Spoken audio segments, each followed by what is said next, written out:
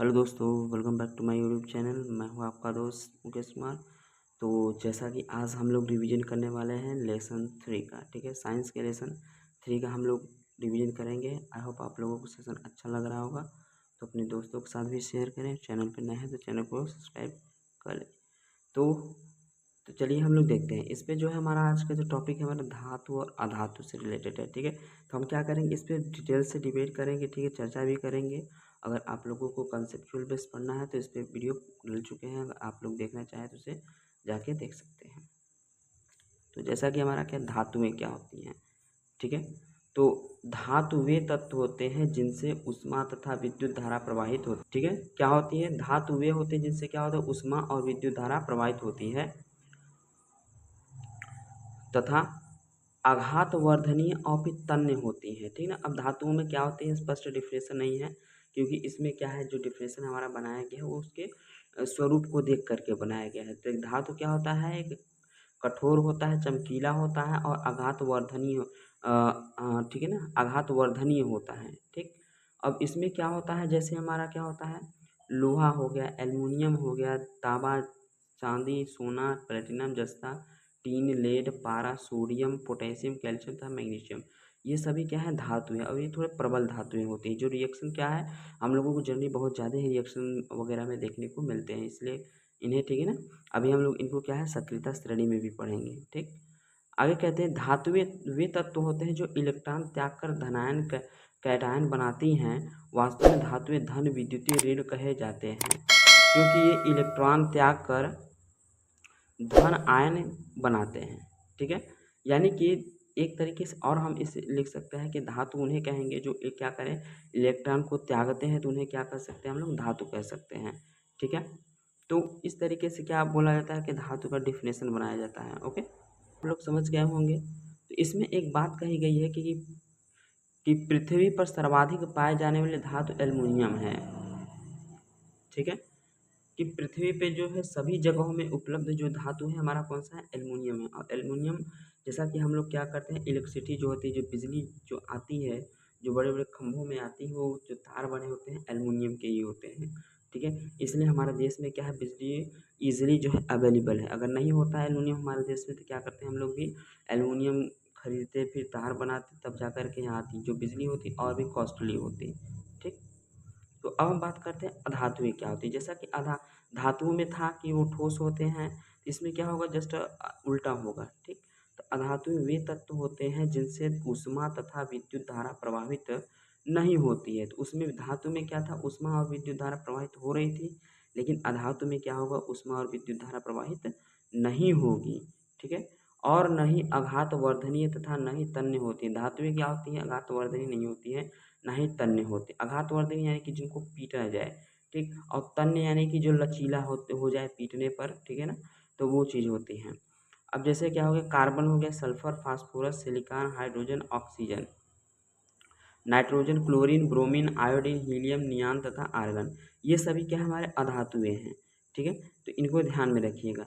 Nitrogen क्या होता है हमारा, कि अधातु वे तत्व होते हैं जो इलेक्ट्रॉन ग्रहण करके ऋण आयन बनाते हैं। वास्तव में तो अधातुएं ऋण विद्युत तत्व होते हैं, क्योंकि ये इलेक्ट्रॉन ग्रहण करके ऋणायन बनाते हैं, ठीक। अब इस एक तरीके से हम कह सकते हैं कि धातुएं वे होते हैं जो इलेक्ट्रॉन को ग्रहण करती हैं, ठीक है। वन शॉट में हम कह सकते हैं कि धातुएं क्या होती हैं, अधातुएं क्या होती हैं, जो इलेक्ट्रॉनों को ग्रहण करती हैं, ठीक है। तो ये था डेफिनेशन। अब आगे एक पॉइंट करता है, पृथ्वी पर सर्वाधिक मात्रा में पाए जाने वाली अधातु ऑक्सीजन है। अब सर्वाधिक मात्रा में क्या पाया जाता है, पृथ्वी पर ऑक्सीजन पाया जाता है, ठीक है। तो आई होप आप लोग समझ गए होंगे। अब हम चलते हैं कि कुछ भौतिक गुणों के बारे में, ठीक है, क्योंकि हमारे एग्जामों में क्या होता है, भौतिक गुण पूछ लेता है, रासायनिक गुण, भौतिक गुण। तो हम लोग इसके भौतिक गुण को देखते हैं। ये धातुओं के भौतिक गुण क्या है। कहता है धातु शुद्ध अवस्था में धातुओं में चमक होती है। जब हमारा क्या था, धातु शुद्ध होता है तो उसमें क्या होती है, चमक होती है। जैसे हम ले लेंगे सोना, सोना जब हमारा शुद्ध होता है तो क्या होता है, उसमें चमक होती है, ठीक है। चांदी ही ले लें तो वो भी क्या होती है, चमकीली होती है, ठीक है। अब धातुएं सामान्यतः कठोर होती है। जैसा कि मैंने बताया, धातु क्या होती है, कठोर होती है, आघात वर्ध तन्य होती है, ठीक है। और धातु जो होता है विद्युत का सुचालक होता है, इससे क्या होता है, विद्युत आ जा सकता है। और इसकी जो गलनांक होंगे ऊंचे होंगे। भाई गलनांक ऊंचे होंगे क्योंकि जब हमारा ठोस होगा तो उसको गलाने के लिए उच्च ताप की आवश्यकता होगी, इसलिए क्या होगा, ये हमारा क्या होगा, उच्च ताप वाला होगा। धातु में धात्विक ध्वनि उत्पन्न होती है, अर्थात ठोस सतह पर टकराने से ध्वनि उत्पन्न होती है। अब इससे भी मालूम कर सकते हैं कि जब भी कहीं पे लड़ेगा तो इससे क्या एक ध्वनि उत्पन्न होगी। ठीक है। अब धातुओं के घनत्व उच्च होते हैं तथा फिर तनन सामर्थ्य उच्च होती है, पारे को छोड़कर सभी धातुएं ठोस होती है।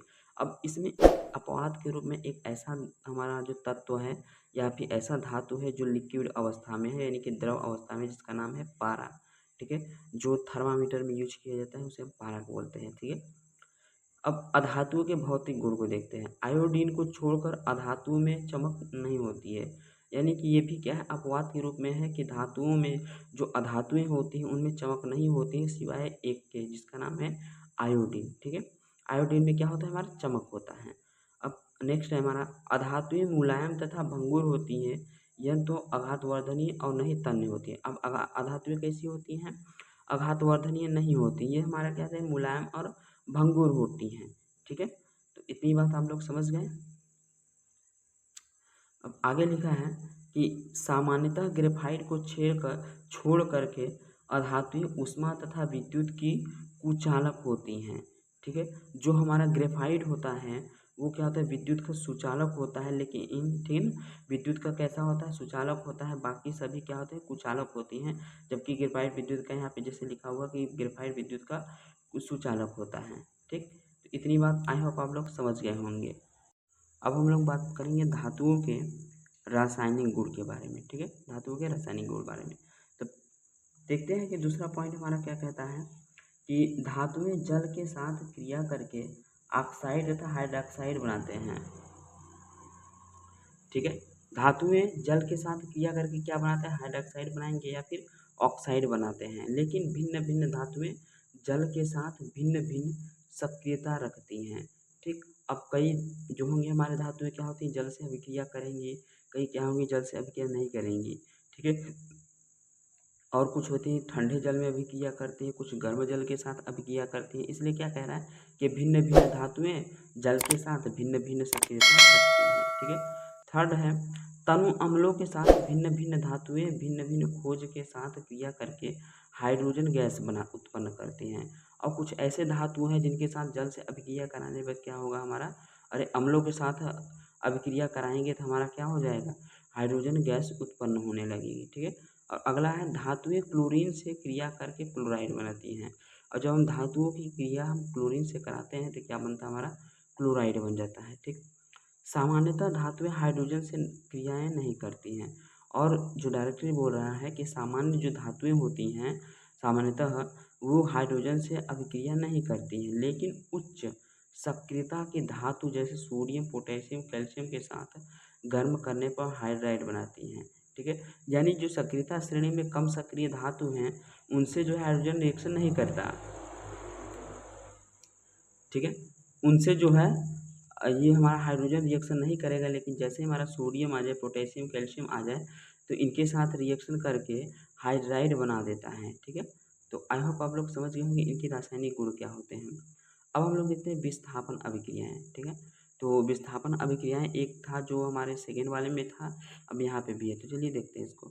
वे अभिक्रियाएं जिनमें उच्च सक्रिय धातुएं कम सक्रिय धातुओं को उनके लवण विलयन से विस्थापित कर देती हैं, विस्थापन अभिक्रियाएं कहलाती है। यानी कि अधिक अभिक्रियाशील धातु क्या करता है, कम अभिक्रियाशील धातु को विस्थापित कर देता है, तो उसे हम लोग क्या बोलते हैं, विस्थापन अभिक्रिया कहते हैं। ठीक है। क्या कहते हैं, विस्थापन अभिक्रिया। आप चाहे तो इतना भी डेफिनेशन में लिख सकते हैं। ठीक है। अब कह रहा है धातुओं की सक्रियता श्रेणी। ठीक है। ये हमारा 2024 में रिपीट हो चुका है, ध्यान दीजिएगा इस बात। धातुओं को ऊर्ध्वाधर कालम में उनकी घटते हुए सक्रियता के श्रेणी में रखने की श्रेणी धातुओं की सक्रियता श्रेणी कहलाती है। ठीक है। धातुओं को जब हम ऊर्ध्वाधर श्रेणी में रखते हैं, यानी कि सक्रियता श्रेणी के काउंट कब कैसा है, तो इसे ही हम लोग क्या कहते हैं, सक्रियता श्रेणी कहते हैं। जैसे कुछ धातुओं की सक्रियता श्रेणी का घटता क्रम निम्नलिखित प्रकार है। अब कुछ धातुओं की सक्रियता श्रेणी का एक घटता क्रम है, जिसमें क्या है, हमारा ये घट रहा है, ठीक है ना, कि घट रहा है, इससे कौन अभिक्रियाशील है, ठीक है। जैसे ये हमारा पोटेशियम, पोटेशियम से क्या है, कैल्शियम है, कैल्शियम से सोडियम, सोडियम से मैग्नीशियम, मैग्नीशियम से एल्युमिनियम, जिंक, आयरन, निकेल, ठीक है, एसएन, पीबी और हाइड्रोजन। हाइड्रोजन जो आता है हमारा मिडिल पॉइंट बन जाता है, ठीक है ना, ध्यान दिए। हाइड्रोजन के नीचे की क्या है, कम अभिक्रियाशील है, और हाइड्रोजन के ऊपर के तो अधिक अभिक्रियाशील है, ठीक है। आगे देखते हैं हम लोग अधातुओं के रासायनिक गुण। अब अधातुओं के रासायनिक गुण क्या हैं कि अधातुएं ऑक्सीजन से अभिक्रिया करके अम्लीय तथा उदासीन ऑक्साइड बनाते हैं, ठीक है। अधातुएं क्या करते हैं, ऑक्सीजन से अभिक्रिया करके अम्लीय तथा उदासीन ऑक्साइड बनाते हैं। अब नेक्स्ट, अधातुएं जल अथवा भाप से अभिक्रिया नहीं करके हाइड्रोजन गैस निकालती हैं। अब कुछ अधातुएं ऐसी होती हैं जो जल के अथवा भाप से अभिक्रिया न करके हाइड्रोजन गैस निकाल देती हैं। अधातुएं तनु अम्लों से अभिक्रिया नहीं करती, और अधातुएं जो होती हैं हमारी तनु अम्लों से अभिक्रिया नहीं करती हैं। उच्च सक्रिय अधातुएं निम्न सक्रिय अधातु को उनके लवण विलयन से विस्थापित कर देती हैं। तो वही बात है कि जैसे अधिक सक्रियशील धातु कम सक्रियशील को हटा देता, तो वही बात है कि उच्च सक्रिय अधातु निम्न सक्रिय अधातु को उसके लवण से अलग कर देता है, यानी कि विस्थापित कर देता है। अधातु क्लोरीन से क्रिया करके क्लोराइड बनाते हैं। सभी अधातुएं इलेक्ट्रॉन ग्रहण करती हैं तथा ऑक्सीकारक की तरह कार्य करती हैं। अब सभी कैसी धातुएं हैं, ऋणात्मक है, क्या करती हैं, सभी इलेक्ट्रॉन को ग्रहण करती हैं। धातुएं अधातुओं से क्रिया करके आयनिक यौगिक बनाती हैं, जबकि एक अधातु दूसरी अधातु से क्रिया करके सहसंयोजक यौगिक बनाती है, ठीक है। धातु जो होगी अधातुओं से अभिक्रिया करके हमारे आयनिक यौगिक बनाएगा, प्लस माइनस का ट्रांसफर होगा, लेकिन जो होता है हमारा अधातु और अधातु से अभिक्रिया करके सहसंयोजक यौगिक बनाते हैं, ठीक है। तो एक परमाणु में दो परमाणु या आयन जिस बल से जुड़े होते हैं उसे रासायनिक आबंध कहलाता है, रासायनिक बंध कहलाते हैं। अब जैसे पूछ लीजिए रासायनिक बंध क्या होता है, तो क्या कहेंगे, एक अणु में दो परमाणु, ठीक है ना, एक अणु में दो परमाणु या आयन जिस बल से जुड़े होते हैं रासायनिक बंध कहलाता है, ठीक है। तो आई होप आप लोग इतना समझ गए होंगे। चलते हैं नेक्स्ट की तरफ।